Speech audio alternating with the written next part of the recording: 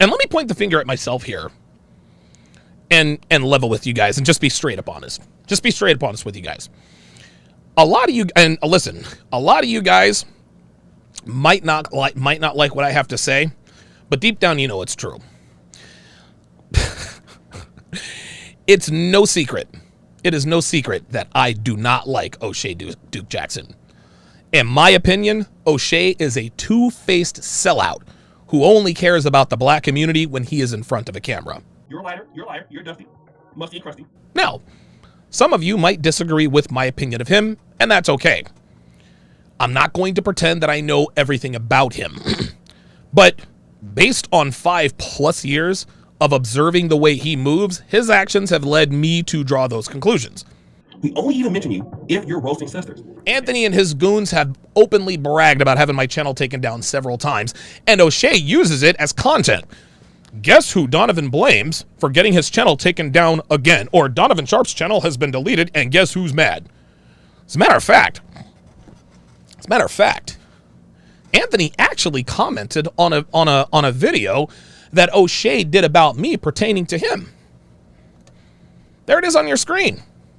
Anthony wrote a big old paragraph insulting me, and O'Shea liked the comment.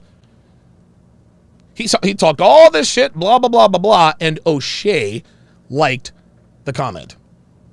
This is where my assessment of him being two-faced comes into play. Because a few years ago, O'Shea told me on the phone he doesn't trust white people. He does not trust white people, and he would never, ever, ever work with them. He told me. There are also several screen grab text conversations where O'Shea verifies what I just said. There is a full video. You guys can go and look at that. It's on my channel. I actually posted it recently. I don't know, maybe a week or two ago. So he doesn't trust white people, and said that if Anthony ever tried to do a Black 21 convention, he's going to, quote, have problems. O'Shea's words, not mine. Again, I did a complete video on this. This is when he tried to dog me and said I tried to sell out the black community. So here was O'Shea's response. And for those of you listening on the replay, I'm just going to read it out loud. So, as soon as, here we are, December 8th, 2018. All right, perfect. All right, well, there's the date. This is via Facebook Messenger. I said, quote, Anthony Johnson wants to do a Black 21 convention. He's shooting for 2020. O'Shea's response was, tell Anthony Johnson to stay in his place. Then he continues, if he tries for a Black 21 convention, I can assure you it will be problems. Then he said, quote, that's why I don't fuck with these white boys, always trying to cut into an N-words market. Right. So after that, we were on the phone for like maybe an hour and a half. We got loud with one another, but in the end, we agreed, hey, you know what? Let's try to pull off this Black 21 convention. Now, in the back of my mind, I didn't think O'Shea was really going to do it. I don't know why I didn't think he was going to do it, but he had never done or said anything to lead me to believe that he was genuinely interested in doing a Black 21 convention. But I said, you know what? Maybe I'm wrong. Let me just try and get this out. Now during the phone call, and I hate to tell you about what happened on the phone call because there's no way for me to prove it, but listen, you can choose to believe it or not. I told O'Shea, man, I said, look, Anthony Johnson is putting on a 21 convention in Poland. I said, O'Shea, that's in your backyard. Dude, I'll talk with him. I'll get you into the 21 convention in Poland. You guys, he can show you the ropes. He can tell you, and because Anthony's done this for now 12, 13 years. If anybody can show O'Shea the ropes on how to put on an event like this, it would be Anthony. But O'Shea expressed to me that he was not interested in working with Anthony, and I'll just leave it at that. Again, I'm not going to say what was said or what wasn't said because again, this is hearsay. You're just gonna have to take my word for it. But that wasn't enough. Okay, fine. I said, all right, we want to do this on our own. But the point is, guys, there was no utter undercutting. There was no backstabbing. There was no planning behind his back. Okay. As soon as Anthony floated the idea of the Black 21 convention to me, I immediately told O'Shea because I figured O'Shea would be the guy to do it first. So here's how the conversation went. And I was excited, right? So I said, okay, check it out. We could bring in Kevin Samuels to talk about style, Brandon Tatum and Anthony Bryan Logan to talk politics, Alan Roger Curry to talk about game, Lucario and Dynas to talk about social issues, right? Like, this is, as you guys can see, I wanted to do this together. Okay.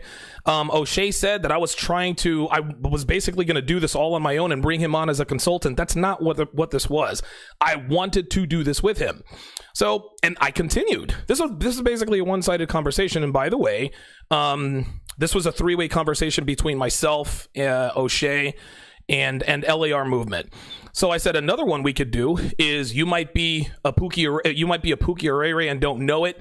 I was coming up with ideas. I said we could also bring in Steve the Dean to talk about family and marriage, and you guys can see the enthusiasm. I said, dude, we got all kinds of talent. And then I continued with the ideas.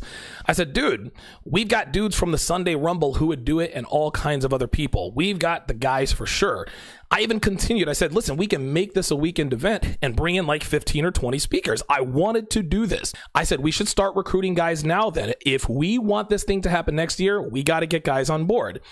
LAR said, I think we need a plan before anything else happens. I said 100% agree. Guys, you guys can see that I'm being cooperative here, right? I wasn't going behind anybody's back. I wasn't planning. This was all within the chat. LAR said, I think we need a plan before anything happens. I said 100% agreement, but that plan needs to be discussing who we'd like to speak at the event. LAR says, true. I'm thinking on the fly right now because I just woke up. He says, give me a few days. I'll come up with a plan. I said, all right, cool. I got you. I said, in the meantime, I'll start looking at venues. And this is exactly what I did, guys. I started listen, I was excited, man. I said, we'll plan the city, the days, the times. And I said, listen, booking a venue, it's a headache. But if we have a plan, it'll be easier. Then I said, you guys can see on the screen, my brother has a few connections in Atlanta, so I will talk to him later today. Guys, I was 100% on board. Had a brother in Atlanta who had some connections. I was going to try to reach out to him to get this thing started. LAR was cool. He said, okay, O'Shea, what do you think? Talk to you later. Didn't hear from O'Shea. I continued to brainstorm. Guys, I said, yo, and Minister Jap, he'd be a great speaker. I don't know how much, I think it was like maybe the next day. I actually called my brother and I had a talk with him, and I found out that he doesn't have the connections in Atlanta that I thought he did. So I sent a message to the group. I said, yo, just got off the phone with my brother. He doesn't have the hookup at the Atlanta Convention Center anymore, but he's going to check around to see if he can pull some strings at a hotel, see if we can get a ballroom or a conference room. It's probably better this way anyway. Because we could stay at the hotel we're having the convention at, meaning we save money on transportation, Uber, etc., and everything starts and stops on time. If you think another city would be better, let me know. But I'm thinking Atlanta because it's the de facto Black Mecca, and my brother has connections out there. Guys, you can clearly see that there is nothing seedy or shady going on. I'm not saying, all right, O'Shea, I'm going to put this thing on and I just want you to be... No, I'm asking for the ideas. I'm trying to plan this thing. Then, of course, I went on to say that my brother's not a red pill guy. He supports Black so I can trust him, blah, blah, blah, blah, blah. Then right here, if you guys look at the bottom of the screen, I said, real talk, man. I said, quote, I'm willing to put up some of my own money. I'm willing to put some of my own money up to help this thing happen, man. And I was 100% on board. I said, I think it's important for us to be seen doing this on our own, right? And then LAR came in and said, that would definitely be promising. Let's just hash it out as a group. I said, yeah. Then I said, I can't put up any more than $3,000, but every little bit counts. Guys, I was willing to put up $3,000 of my own money to make this happen, and I made everyone aware of this. There was no back shady deals. There was nothing like that. Like, this was all on the up and up. So now O'Shea wants to chime in. He says, well, we got the people to get the money, and that's not the issue at all. I said, okay, solid. I said, we need to reach out to Brandon Tatum, Anthony Brian Logan, and Minister Jap. Those guys would be game changers. O'Shea said the presenters also, that's easy. I was like, cool, man. Listen, I've got ideas, man. Right? Then O'Shea says, no, of course, bro. We gonna do this. I said, good. Guys, I even volunteered my own money for this, right? Let me pull this down, okay? Nothing about that interaction says that I was trying to go behind anybody's back or undercut somebody or use O'Shea as just a consultant while I run the show. No, I wanted to do this with O'Shea.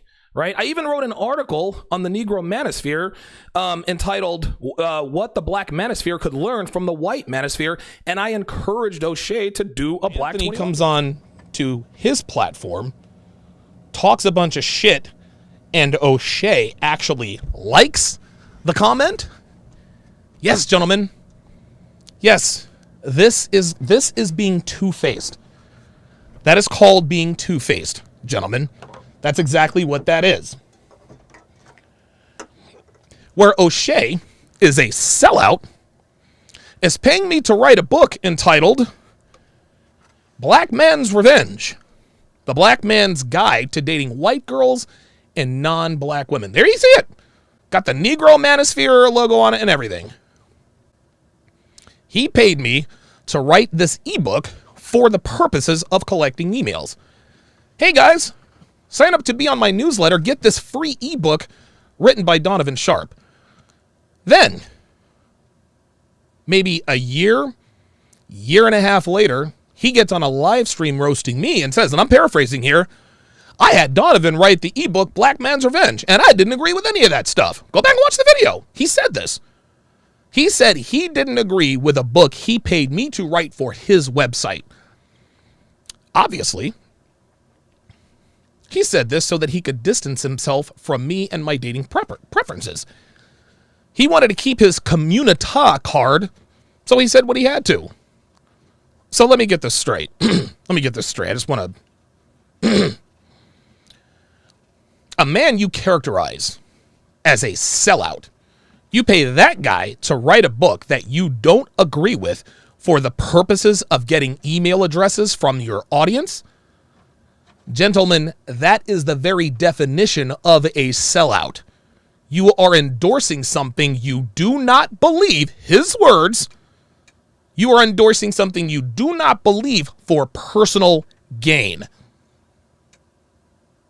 Again, that is the very definition of a sellout. You are endorsing something you do not believe for personal gain. There it is. Black Man's Revenge, the Black Man's Guide to Dating White Girls, negromanosphere.com. We all know